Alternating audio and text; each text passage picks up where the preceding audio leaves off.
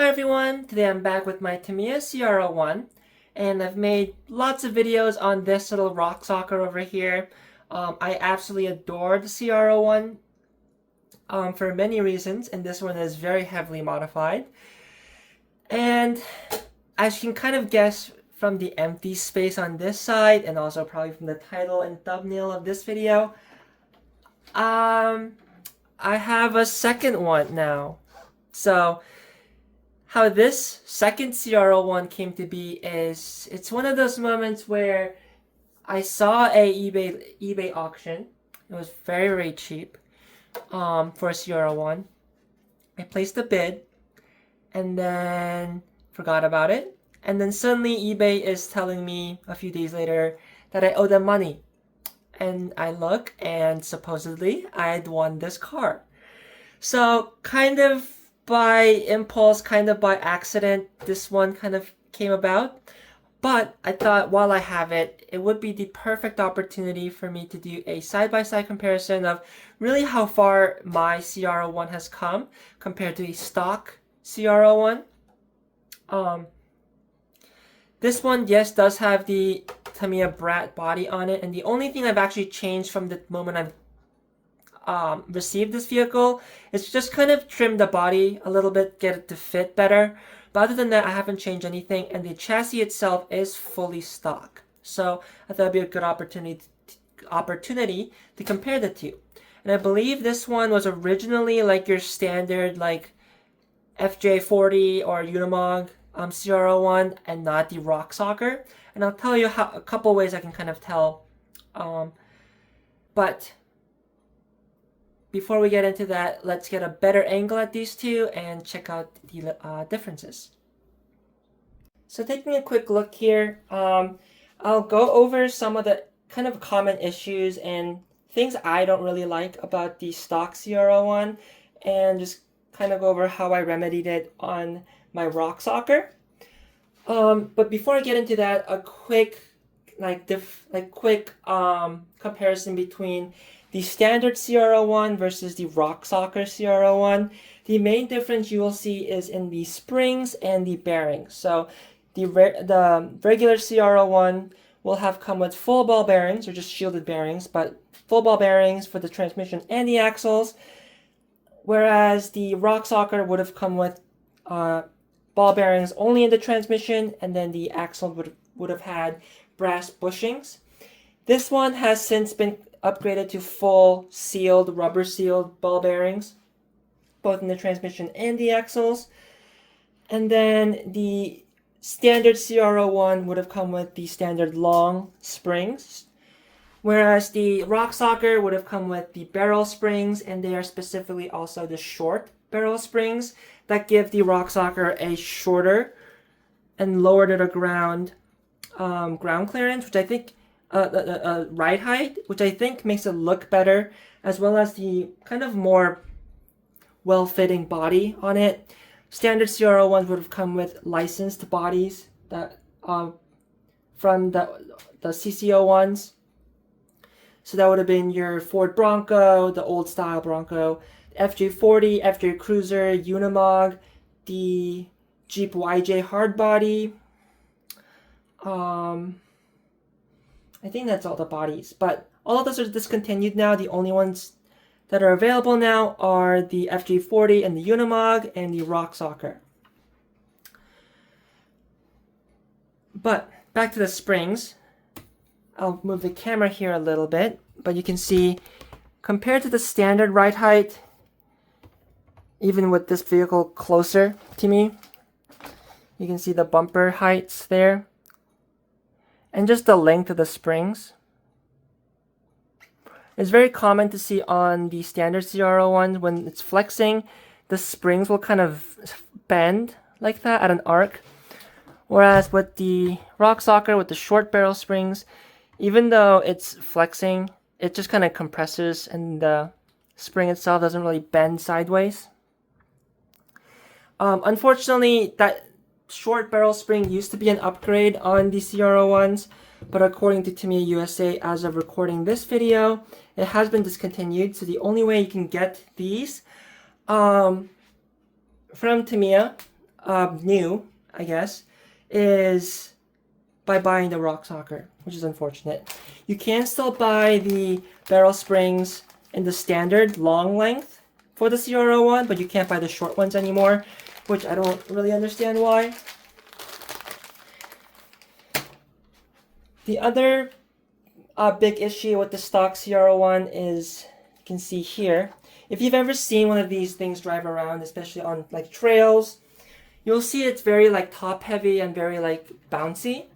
And that is mainly because you can see here how bouncy that is. And that is mainly because of slop that exists in the cantilever system.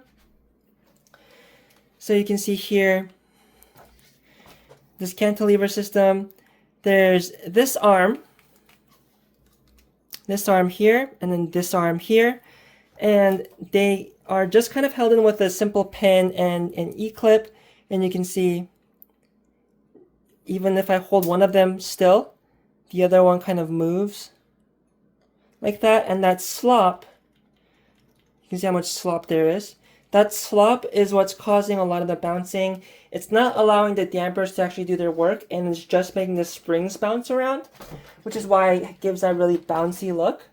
So what I've done, and what a lot of CR01 owners will do what they call the zip tie mod, where they just kind of zip tie the two cantilever arms together, and they'll make them actually function properly and move as a single piece rather than separately, and that will remove the slop and make it perform much, much better. And that's a very simple mod. Another thing that I wanted to do on mine is lower the center of gravity a little bit further. So what I've done is add the carbon fiber deck, which the standard one will look metal, but it's just plastic. It just kind of looks like that corrugated kind of metal, but it is plastic. Whereas this one's carbon fiber. I've also added the Tamiya lower links, which I believe the fronts are discontinued, but the rears are still available, or something like that. The parts for these things are kind of here and there. It's really weird. And then the aluminum skid plate, which is much, much heavier than the plastic skid plate. So you can see here the plastic skid plate. And normally I don't like doing aluminum center skids, but because this one is really textured, they have ribbed it to kind of attempt to help smooth it out, but there's still these side ribs here, and it's just not a very smooth transition. And also, with how top heavy these things are, I wanted more weight down low, so that's kind of what I ended up doing there. Another big thing is it has this plastic servo horn, which I don't think is really up to crawling duty. So I have it on metal servo horn on the Rock Socker, and the steering travel, as you saw, isn't that great to begin with. So these things really, really, really, really need rear steer, especially if you're going to be doing actual crawling with it. So you can see this one is equipped with rear steer. And then to mount those servos, I also do have aluminum servo mounts to kind of make everything a little bit more solid. Another big upgrade is the CR01 has a unique feature where you are able to unlock the diffs, because there are full diffs in these pumpkins, which is why it's so large. But there is a little grub screw pin that goes in right there. I don't know if you can see it on camera, right there. And if you pull that out, you will have an open diff action. But what that causes is a lot of slop side to side. You can just see how much slop there is, because essentially the diff is kind of spinning until that pin is there to stop it. So what I've done on this one is add the Tamiya hop-up hardened axle. So essentially it's just like no diff, just this hardened steel shaft that goes through. So you can see the play is significantly reduced. And then finally, as far as relevant upgrades go, well, a couple other things is these shocks on the CR01 leak like crazy. Like every CR01 you will see with stock shocks on it will have a puddle of shock oil on the bottom of it if you let it sit for a little bit, because these things will basically empty themselves out.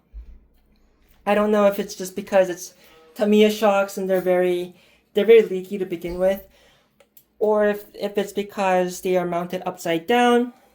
Because of the geometry of this, they have to be mounted upside down. I don't know if that's the reason, but what I've done is go with these G-Made G-Transition shocks. They're aluminum bodied. They don't have a cap up here, so they won't leak out of here.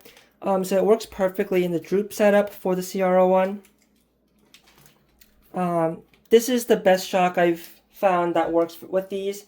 They perform well, they look pretty cool, as long as you want to keep the cantilever system, of course.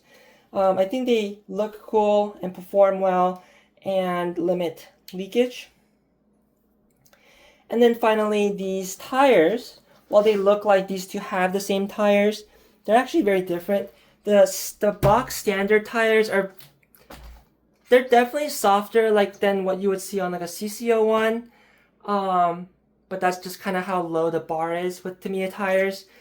These for crawler tires are very, very hard still and not grippy at all. They're pretty much useless. They're perfectly grippy and very soft for like a monster truck or something like that, a basher. But for a crawler, it's just too hard. So Tamiya themselves actually kind of recognize this, and they produce a softer compound version of these exact same tires, which is what I have here. They're significantly softer and they perform way, way better. They also have softer foams in them to kind of help conform it around rocks.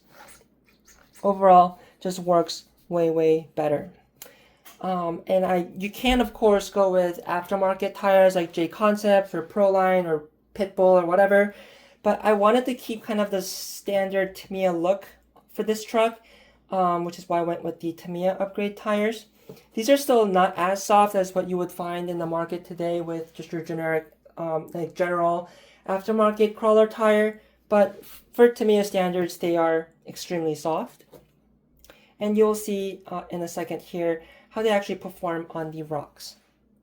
So with that quick 10-minute rambling comparison between a stock CR01 and my very heavily modified CR01, let's actually see how these things do on the rocks and just general driving.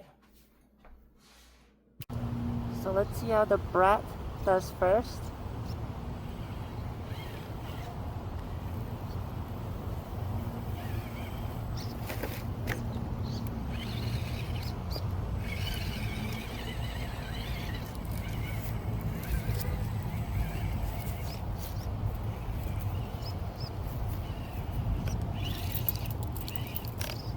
So that steering is very, very limited on the CR01 without the rear steer.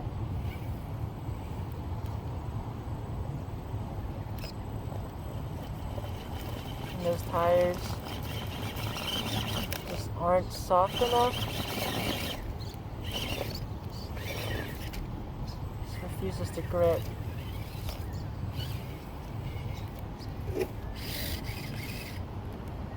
Extra tall ground, the extra tall ride height also isn't helping with the center of gravity.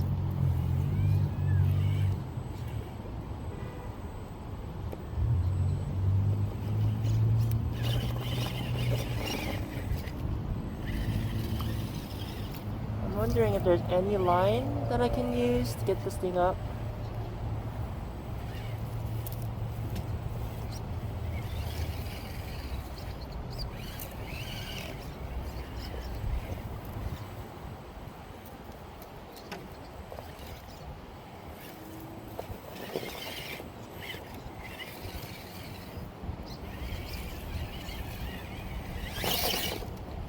Bounced it up a little bit.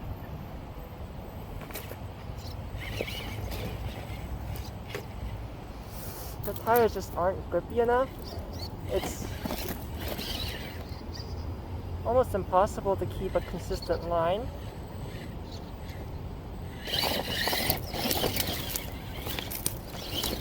Gotta really bounce it up. So let's see how the Rock Socker does. Taking that same line.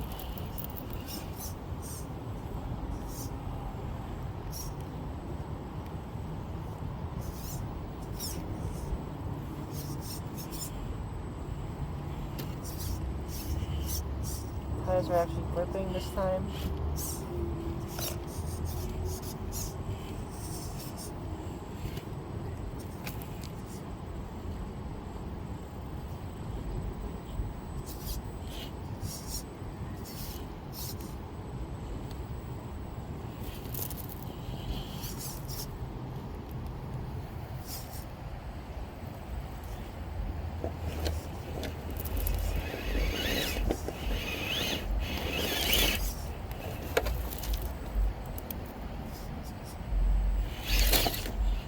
Lost it a little bit. So back to the brat.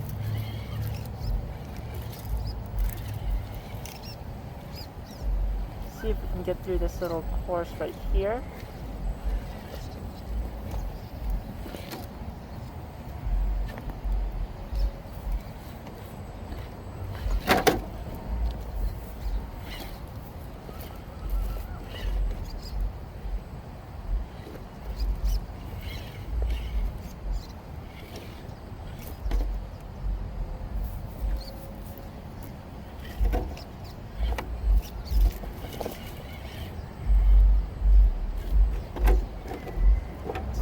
It's really wanting to flip over. Oh. Resetting it. The center of gravity is just too high right now. The tires aren't really grippy enough to be consistent, and the cantilevers are just too bouncy and loose.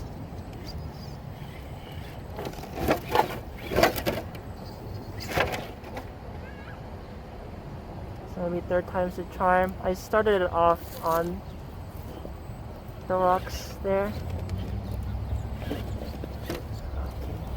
So once it's up, it can climb. It's just a matter of climbing. It's a little bit of an issue because of this high center of gravity. And there really isn't any flex in this thing at all.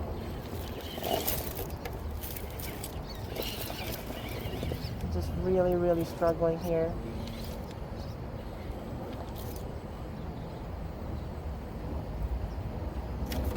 Oh. We'll try again.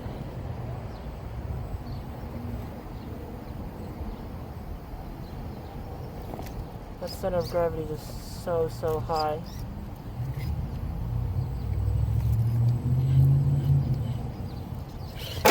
Ooh. Again, maybe third time's the charm. See if we can get it to climb down and not go into the ravine. Ooh. So let's see if the Rock Socker fares any better than the brat in this section.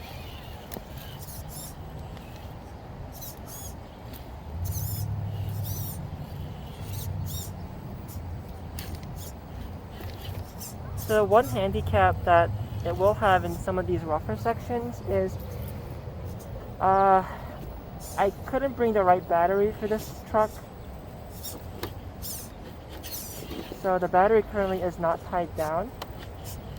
So I'm hoping the weight doesn't move around too much.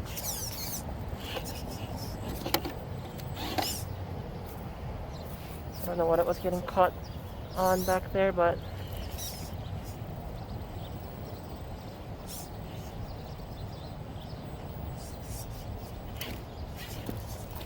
there we go.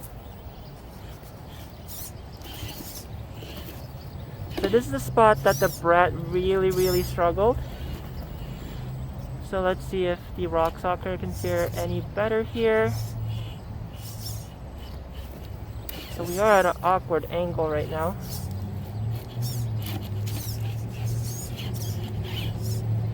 There we go.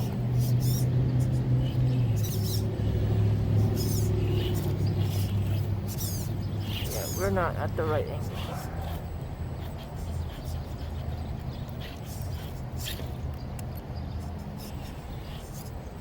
There we go.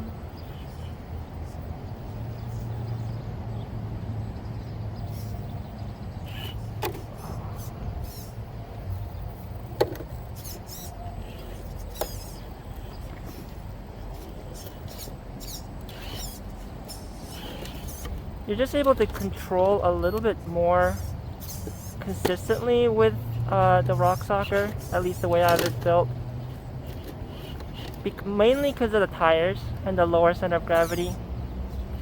You're able to, there we go, like, be a little bit more intentional with your moves. The tires will kind of hold you a little bit more consistently than the brat will.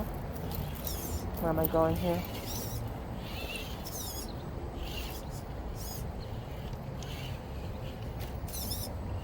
So this is another section the brat really struggled on. Downhill here. Slowly climbing down. And I want to exit over here, since that is just like a ravine down there. We'll see if it's able to do it or if it'll just roll over. The truck might be a little too wide.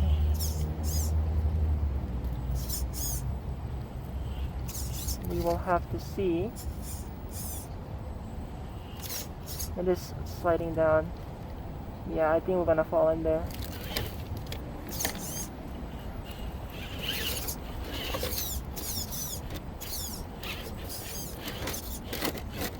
Uh-oh.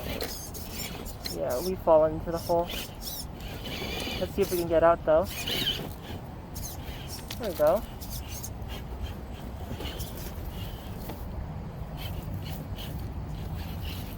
There we go. So, we survived. We survived, but not without a scratch. The higher grip does also mean higher stresses on the driveline, and you definitely broke something because that front axle is clicking pretty bad.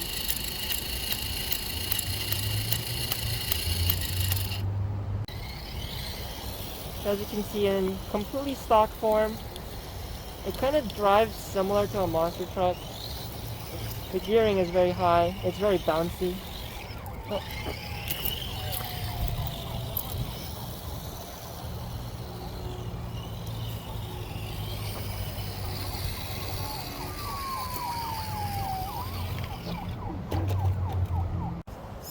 As you can see, the way I have my CR01 built, it's much slower, so it allows for a lot better low speed control. And overall is a lot smoother, even on the bumpy sections. The dampers are actually damping. And because there's no play in the cantilevers, it's not as bouncy and wiggly as the CR01s usually are.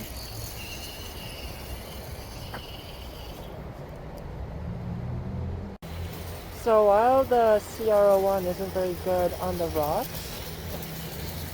it is still a lot of fun to kind of do general trail bashing driving like this.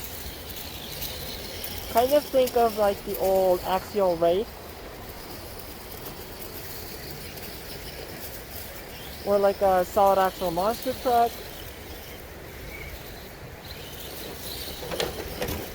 And then this thing kind of becomes a little bit of a different animal. On top of that, if you want to do a monster truck build, since this does have a full diff in it, it is a lot easier to do a monster truck conversion with this truck than with like a Wraith.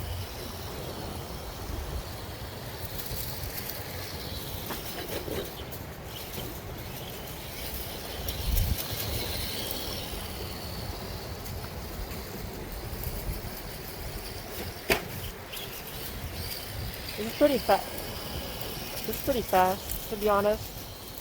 For like a what's supposed to be a rock crawler.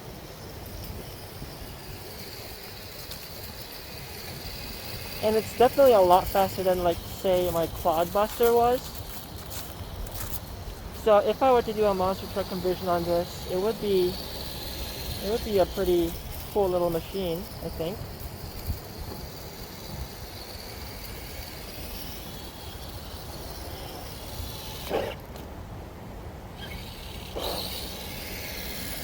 So as you saw, the CR01 in stock form really does not want to crawl at all. These tires are way too hard. Ride height is way too high. It's way too unstable, and the gearing's too high. It's just not really a crawler. It drives more like a monster truck, which is why a lot of people end up converting these into monster trucks instead of rock crawlers. Because let's be honest, the CR01, as big of a fan base that these things do have, for what they are still very, very old platforms. There's little to no aftermarket support for them. What existed is slowly drying up. Tamiya also seems to be slowly kind of discontinuing stuff for this thing. So it's really not worth picking up if you really want to do a just general hardcore rock crawler or just like a trail truck or something like that. You're much better off getting like a CC02 or an MST or Element, Axial. There's just so much options now for better value. These things are just too expensive. Even the budget Rock Socker, after electronics and stuff like that, will probably land you around the $400 mark. And then the standard CR01s will land you closer to like $500 to $600 after you build it. And it's just, I don't think it's worth it anymore.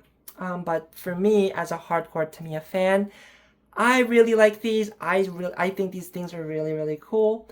But I already have a really good CR01 that I absolutely adore. And it's very expensive to do this again, because this thing as it sits here is probably around $1,300, and $1,300 to get to the point of an out-of-box RTR Capra, which one of those are like $500. So just, I don't know if I have the financial or mental insanity to do that again. So I'm not really sure what to do with this one. It would be cool to get it lowered down a little bit and just kind of make it like a super modified trail truck or something. Or maybe I leave it with the high ride height, a different body, different wheels and tires, make it a monster truck. Not really sure what to do with this one, but whatever I do with it, you will see it on this channel. So with that said, I hope you guys found this video informative or entertaining, and as always, I hope everyone has a great day and have fun with RC.